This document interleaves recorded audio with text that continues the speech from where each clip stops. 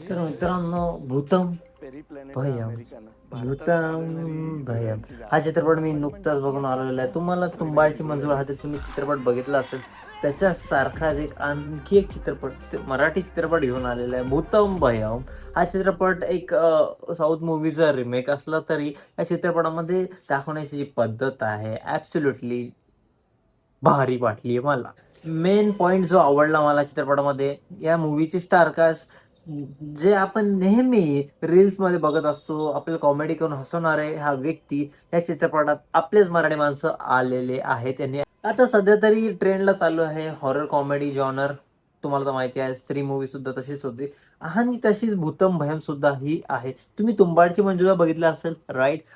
तसाच लेवलचा हा चित्रपट आहे. तुम्हाला एवढाच हसवेल सुद्धा. मी जास्त एक्स्पेक्टेशन घेऊन नव्हतो गेलो, तरी सुद्धा मला चित्रपटाने खूप इम्प्रेस केलेलं आहे. मी जेव्हा चित्रपट बघितला, मला असं वाटलं ही कुठेतरी मूव्ही आपण बघितल्यासारखं वाटते. तर मला कळाले हिंदीमध्ये याचा रिमेक झालेला कपकपी म्हणून. आणि सेम टू सेम तर नाही आहे, याच्यामध्ये काही चेंजेस केलेले आहे. क्लायमॅक्समध्ये चेंज आहे. त्याच्यामुळे चित्रपटामध्ये आपण इंटरेस्ट बांधून ठेवतो आणि खरंच ही चित्रपट आपण बघायला गेलो थिएटरमध्ये, पब्लिक लिटरली हसत होते सगळेजण आणि मला बघून बरं वाटलं.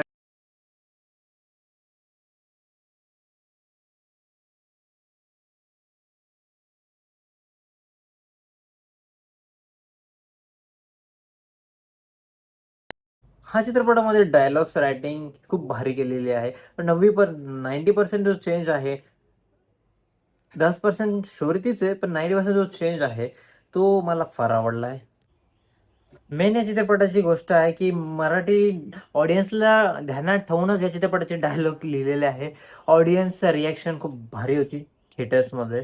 लिटरली हाऊसफुल होता चित्रपट आणि ॲक्टर्सने सुद्धा ॲक्टिंग प्रोफेशनली केलेली आहे. आणि जर तुम्ही महाराष्ट्रात राहत असाल, तर या चित्रपटाचे गाणे लय भारी आहे मित्रांनो. तुम्ही नक्की ऐका.